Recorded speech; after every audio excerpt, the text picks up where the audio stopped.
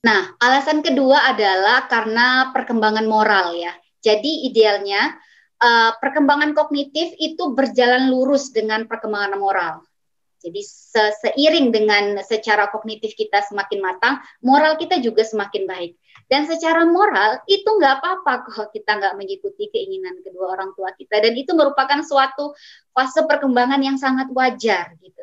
Jadi di usia awal-awal, di usia 3 sampai dengan 7 tahun, itu penalaran moralnya itu masih berdasarkan tadi saya sampaikan reward dan punishment. Kita itu ngikut, nurut sama orang tua, yaitu karena apa yang ingin anak dapatkan, kayak misalnya makan es krim gitu ya.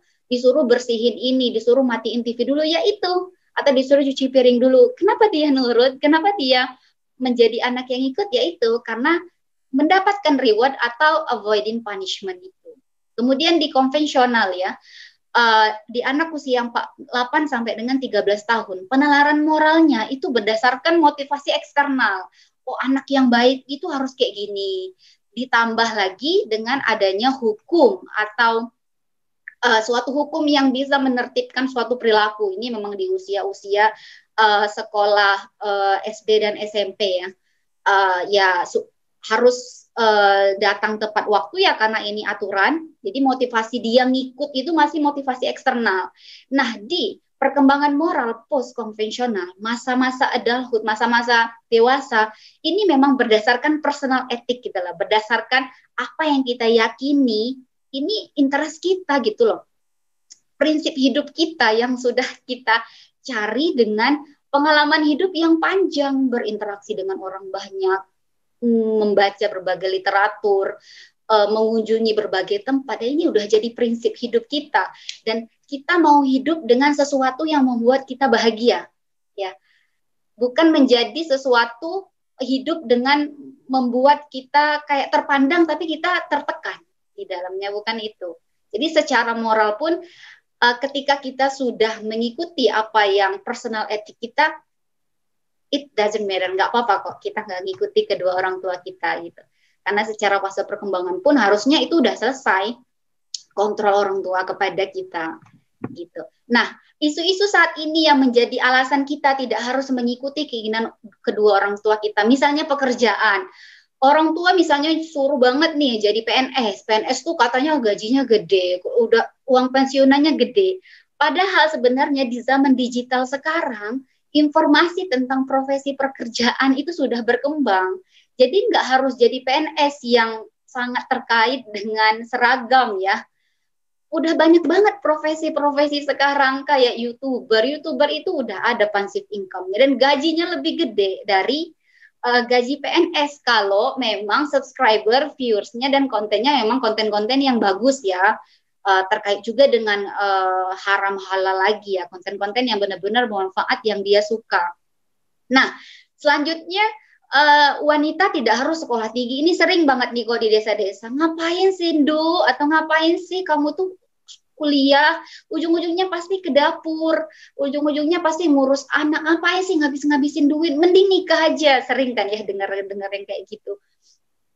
Padahal sebenarnya ketika kita education itu memang dengan alasan personal, karena aku suka, karena aku ingin mengetahui sesuatu, bukan karena aku pengen kerja, mendapatkan pekerjaan yang privilege-nya bagus, itu kita tuh jadi nggak apa loh, jadi nggak menghiraukan, tidak terlalu menghiraukan apa yang disampaikan sama orang. Ya suka-suka gue mau kuliah, aku cari biaya sendiri, aku belajar sendiri, aku tidak merugikan kamu. Jadi kenapa kamu yang sewot gitu ya? Jadi gitu, ketika kita sudah mengenal diri kita sendiri, ketika kita sudah mempunyai ilmu, maka kita tidak akan pernah menggubris apa yang disampaikan orang-orang, apalagi ketika itu orang tua kita sendiri, gitu. Yang mungkin tidak setuju kita melanjutkan kuliah, tapi ya udah di belakangnya cari beasiswa, tetap belajar, terus lulus nih. Nah, tinggal pada tahap merayu, masa ya orang tua ini nggak mau menyekolahkan anaknya, atau emang nggak bisa dengan rayuan, pakai pihak nenek kakek aja untuk membujuk orang tuanya. Pastilah yang namanya untuk kebaikan, Allah tuh selalu memberikan kemudahan gitu, apalagi ini terkait dengan pencarian ilmu ya. pasti selalu ada jalannya. Yang penting terus berusaha. Nah, selanjutnya nih, zaman sekarang vaksin nih. Vaksin ini di Indonesia katanya haram, dapat menyebabkan kematian. Padahal vaksin di Indonesia itu, vaksin Sinovac itu udah halal MUI. Sedangkan teman-teman di Hungari ya, di Hungari ini memang ya jumlah penduduknya itu tidak sebanyak di Indo. Jumlah penduduknya itu cuma 9,6 juta, tetapi dia udah menjadi negara teraman di Eropa. Dan kasus COVID-nya semakin nih, ini udah gelombang ketiga itu udah nurun drastis. Karena apa? Karena vaksin. Nah, kalau di Indonesia itu dibilanglah vaksin itu haram, vaksin itu bisa menyebabkan kematian. Nah, cara berpikirnya itu bukan mikro kayak gitu ya. Cara berpikirnya itu harus global gitu loh. Berapa banyak nyawa yang terselamatkan karena vaksin? Berapa banyak